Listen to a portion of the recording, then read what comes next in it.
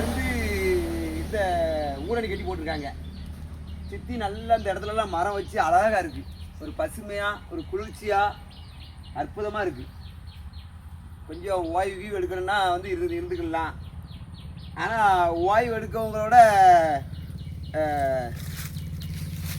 நம்ம பாட்டில் குடிக்கவே தான் நிறையா இருக்காங்க. ஓய்வு எடுக்கிறதோட பாட்டில் குடிக்கவே தான் நிறையா இருக்காங்க. அதே தான் நினைக்கிறேன். நான் இன்னும் இந்த குளத்தை கொஞ்சம் பராமரித்தாங்கன்னா, சுத்தமாக பராமரித்தாங்கன்னா குளிக்கலாம். சின்ன பிள்ளைலாம் நல்லா ஆட்டம் பண்ணலாம்.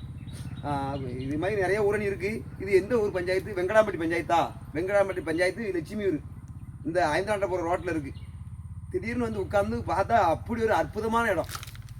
இடத்த பார்க்கும்போது அப்படி ஒரு குளிர்ச்சி. எவ்வளோதான் வெயில் அடித்தாலும் வெயில் மேலே விழாத அளவுக்கு மரங்களை அந்த அளவுக்கு பஞ்சாயத்துலேருந்து வளர்த்துருக்காங்க.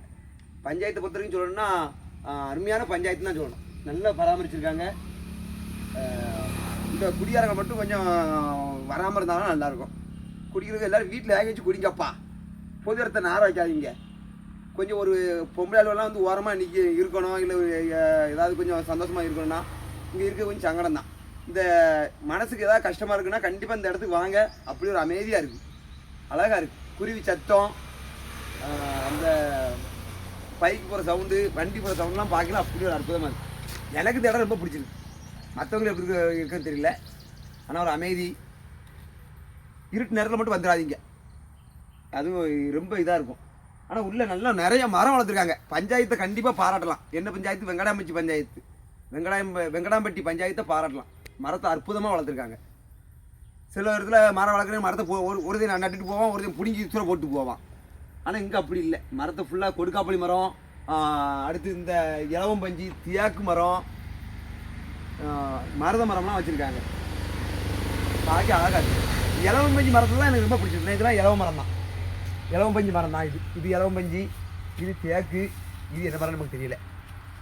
கொடுக்காப்பள்ளி, புங்க மரம் எல்லாம் அருமையாக இருக்குது. இன்னும் இது நம்ம நாட்டுக்கருவை. நமக்கு சீமக்கருவை வர்றதுக்கு முன்னாடி ஒரு கருவை கேள்விப்பட்டிருப்பீங்க. அது அந்த நாட்டுக்கருவை தான் இது. இந்த காயெல்லாம் ஆடு நல்லா தூங்கும். அடுத்து வேப்ப மரம். மரத்தை அப்படியே ஒரு சோப்பாக வளர்த்துட்டாங்க. ஒரு குட்டி காடாக தெரியுது.